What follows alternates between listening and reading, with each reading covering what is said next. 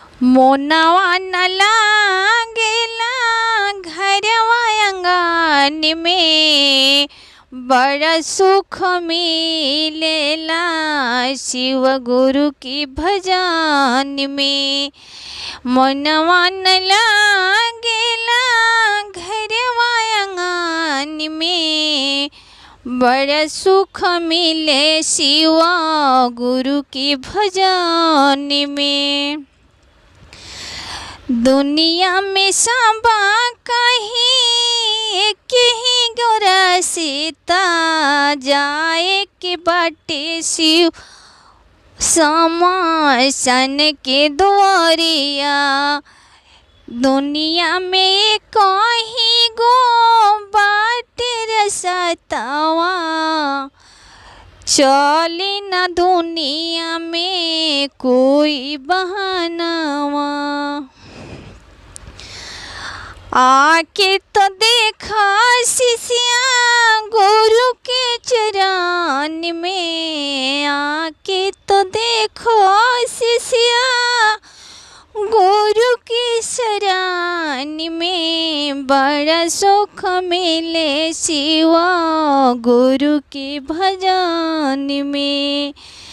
आके तो देखो शिष्या गुरु के शरण में, बड़ा सुख मिले शिव गुरु के भजन में। का करब तू भैया पाई पाई जोर के, का करब तू भैया रुपया पैसा कमाई के। अनति समैया में कोई नहीं आपन, मोहल्ला में घुटो घुट के जियब भैया। दाने पुण्य काला भैया गुरु के शरण में। हरेंद्र भैया के लीला दीदी के, सुनिला बचनावा।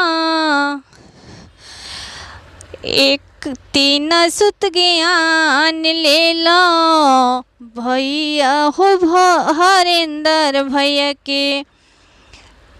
तीन ही सुतारिया के कैला पलानावा, तीन ही सुतारिया के कैला पलानावा।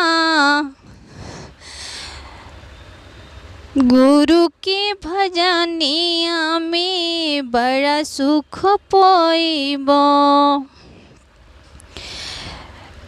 गुरु के चरनिया में बड़ा सुख पाइबो।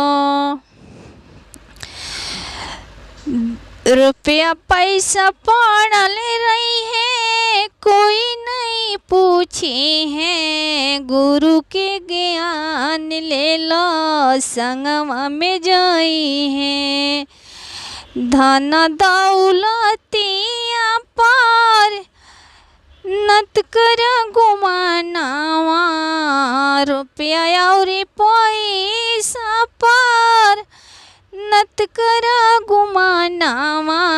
गुरु के शरणिया में सिरवा झुकाइला, गुरु के ज्ञान ले लो साथवा में जाई है। गुरु के ज्ञान ले लो दीदी साथवा में जाई है। गुरु के ज्ञान ले लो भैया साथवा में जाई है।